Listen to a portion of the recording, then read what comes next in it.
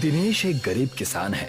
उसके परिवार में उसकी पत्नी सीमा और उसकी एक 17 साल की बेटी सिमरन है। तीनों लोग खेती का काम करके ही अपना पेट पालते हैं और उसी में खुश हैं। मैं बीज लेकर आ रहा हूँ, तुम दोनों तब तक बैलों को लेकर खेतों में जाओ। सीमा और सिमरन खेत पहुंचकर इंतजार करते हैं और दिनेश बीज लेकर आ जाता है। दिनेश इन्हीं बीजों को अपने खेत में बोने लगता है। सीमा और सिमरन भी बुआई के काम में उसकी मदद करते हैं। तभी एक आदमी उसके खेतों के पास से गुजरता है और दिनेश को डांटता है। तुम इस नाबालिग बच्ची से क्यों काम करवा रहे हो? इसकी तो अभी पढ़ने लिखने और खेलने की उम्र है। ये मेरी बेटी है और अपने ही खेत में काम कर रही है। तुम्हारी बेटी ही क्यों ना हो, तुम इससे बाल मजदूरी नहीं करवा सकते। ये कानूनन अपराध है और तुम्हें इसके लिए जेल भी हो सकती है। कल से अपनी बेटी को स्कूल भेजना। अगर मुझे ये फिर से खेत में काम करते हुए दिखी तो मैं तुम्हारी कंप्लेन कर दूंगा। वैसे भी मैं सरकारी विभाग में काम करता हूँ। उस आदमी की बात सुनकर दिनेश घबरा जाता है और सिमरन को स्कूल भेजने का फैसला लेता है। वो खेत को अधूरा जोता हुआ छोड़कर स्कूल जाता है और प्रिंसिपल से मिलता है। मुझे अपनी बेटी का दाखिला इस स्कूल में करवाना है। ठीक है, एडमिशन शुरू हो चुके हैं। आप 20,000 रुपए एडमिशन फीस भर दीजिए, मैं आपकी बेटी का एडमिशन कर दूंगी। 20,000 रुपए की बात सुनकर दिनेश हक्का बक्का रह जाता है। आप 1 हफ्ते में फीस जमा कर दीजिए, फिर एडमिशन बंद हो जाएंगे। दिनेश ये सोचते हुए अपने खेत की तरफ आता है कि वो 1 हफ्ते में 20,000 रुपए का इंतजाम कहाँ से करेगा। वो खेत में पहुँचता है। कहाँ चले गए थे अचानक से? मैं स्कूल में सिमरन के एडमिशन के लिए पता करने गया था। वो लोग 20,000 रुपए एडमिशन फीस बता रहे थे। पर हम लोग इतने पैसे कहाँ से लाएंगे? जो भी करना पड़े, बेटी का स्कूल में दाखिला तो करवाना ही पड़ेगा। और ये मैं जेल जाने के डर से नहीं कह रहा हूँ, बल्कि सिमरन के भविष्य के लिए भी यही ठीक रहेगा। कब तक वो हमारे साथ खेतों में काम करेगी?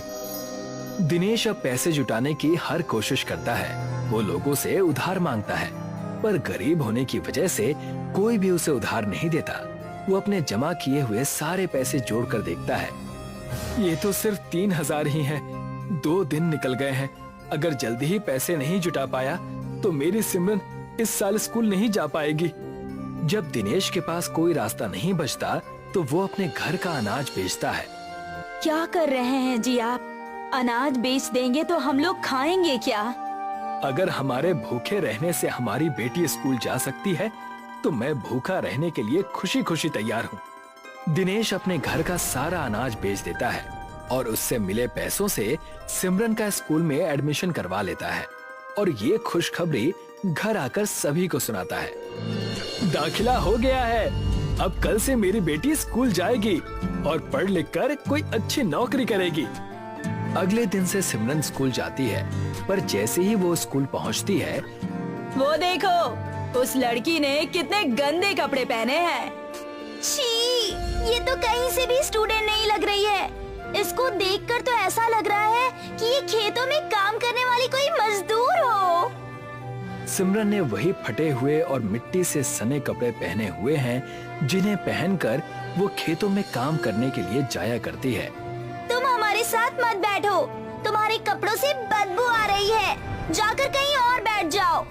सिमरन को स्टूडेंट की ये बात बहुत बुरी लगती है और वो जाकर पीछे लास्ट बेंच पर बैठ जाती है। उसकी आंखों में आंसू हैं, पर वो अपने आंसुओं को छुपाने की कोशिश करती है। स्कूल की छुट्टी होती है और एक मोटी लड़की सिमरन के पास आती है। तुम्हारे पास स्कूल ड्रेस नहीं है ना, इसलिए सभी तुमसे दूर भाग रही है। पर तुम चिंता मत करो, मेरे पास मेरी पुरानी ड्रेस है। मैं वो ड्रेस कल तुम्हारे लिए लेकर आ जाऊंगी। सिमरन को लगता है कि वो लड़की उसके साथ मजाक कर रही है। किसी की बात पर ज्यादा ध्यान मत देना। जब मैं शुरू में आई थी तो मोटी होने की वजह से सभी लोग मुझे बहुत चिढ़ाते थे। तब मैं भी बहुत रोई थी। पता है ये लोग मुझे क्या कहकर चिढ़ाते थे? क्या कहते थे? मोटी भैंस। देखा, तुम्हारा मूड ठीक कर दिया ना। अब घर जाओ, कल मैं तुम्हारे लिए ड्रेस लेकर आऊंगी। और दोनों अपने अपने घर के लिए चले जाते हैं। सिमरन को बहुत अच्छा महसूस हुआ। उसे खुशी हो रही थी कि उसकी एक अच्छी दोस्त बन गई है। सिमरन खुशी खुशी घर जाती है और अपने दोस्त के बारे में अपनी माँ को बताती है। सीमा और दिनेश बहुत खुश हैं कि सिमरन दूसरे बच्चों से जल्दी ही घुलने मिलने लगी है और उसकी एक दोस्त भी बन गई है। अगले दिन जब सिमरन स्कूल जाती है तो वो मोटी लड़की पहले से वहाँ उसके लिए ड्रेस लेकर पहुँची हुई थी। ये लो, वॉशरूम में जाकर ड्रेस चेंज करके आ जाओ। सिमरन ड्रेस चेंज करके आती है, पर ये ड्रेस उस पर बहुत ढीली हो रही है। इसके साथ ही उस ड्रेस को जगह जगह से चूहों ने काटा हुआ है, जिससे पूरी ड्रेस पर छेद हो रखे हैं। सभी स्टूडेंट उसका मजाक उड़ाते हैं। वो देखो, उस लड़की ने कितने ढीले कपड़े पहने हुए हैं और कपड़ों पर छेद भी हो रखे हैं। हाँ हाँ, ये छेद देखकर तो लग रहा है कि ये कपड़े चूहों ने अपनी दावत में पहने थे। वो मोटी लड़की भी उन्हीं के बीच खड़ी है। ये देखकर सिमरन को लगता है कि उसने जानबूझकर सिमरन को ये फटी हुई ड्रेस दी है ताकि स्टूडेंट्स उसका मजाक उड़ा सके। सिमरन रोते हुए स्कूल से चली जाती है। मैंने किसी का क्या बिगाड़ा है? सभी लोग मेरा मजाक क्यों उड़ाते हैं? पर ये बात मैं घर पर नहीं बताऊंगी, नहीं तो मम्मी पापा को बहुत चिंता होगी। अब सिमरन मजाक बनने के डर से स्कूल जाना छोड़ देती है। वो सुबह घर से तो निकलती है पर स्कूल नहीं जाती है और 1 महीने तक ऐसा ही चलता है, जिससे प्रिंसिपल सिमरन का स्कूल से नाम काट देती है। जब ये बात दिनेश को पता चलती है तो वो सिमरन को बहुत डांटता है। तुम्हें पता है, तुम्हारे दाखिले के लिए हमने घर का अनाज तक बेच दिया और तुम स्कूल जाने की बजाय रास्ते में समय बर्बाद करती हो। तुम तो कह रही थी स्कूल में तुम्हारी एक अच्छी दोस्त बन गई है, फिर क्या हो गया? ये सब क्यों किया? सिमरन सारी बात बता देती है कि कैसे फटी ड्रेस होने की वजह से बच्चों ने उसका मजाक उड़ाया और मजाक बनने के डर से उसने स्कूल जाना छोड़ दिया। ये बात सुनकर तीनों लोग रोने लगते हैं। रोने से कुछ ठीक नहीं होने वाला है, हमें फिर से दाखिले के लिए पैसे जुटाने होंगे और स्कूल के लिए ड्रेस भी। आप पैसों के बारे में सोचिए, मैं ड्रेस का इंतजाम करती हूँ। दिनेश के पास अब ना तो बेचने के लिए अनाज बचा था, इसीलिए वो अपने आधी खेत को गिरवी रखता है और उससे मिले पैसों से सिमरन का फिर से दाखिला करवाता है। सीमा भी दिन रात मेहनत करके घास को बुनकर सिमरन के लिए स्कूल ड्रेस और स्कूल बैग तैयार करती है। सिमरन घास की स्कूल ड्रेस पहनकर और घास के बने बैग को लेकर स्कूल जाती है, पर फिर भी स्टूडेंट सिमरन का मजाक उड़ाते हैं। पर इस बार सिमरन किसी की बात पर ध्यान नहीं देती और मन लगाकर पढ़ाई करती है। मेरे पापा ने मेरी पढ़ाई के लिए खेत तक गिरवी रख दिए हैं। मैं एग्जाम में अच्छे मार्क्स लाकर पापा को खुश कर दूंगी।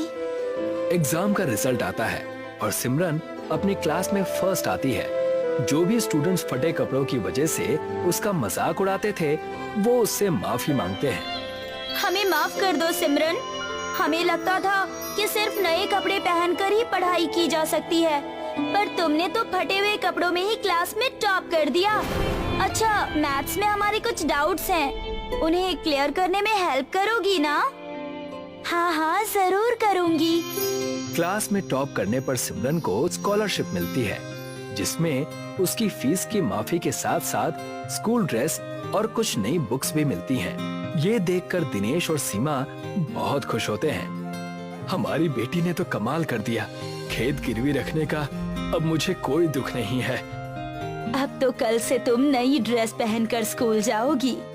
नहीं माँ, मुझे आपकी बनाई हुई ये घास की ड्रेस ही पसंद है। इसी ड्रेस को पहनकर मैंने क्लास में टॉप किया था और इसी ड्रेस को पहनकर मैं आगे की पढ़ाई भी करूँगी।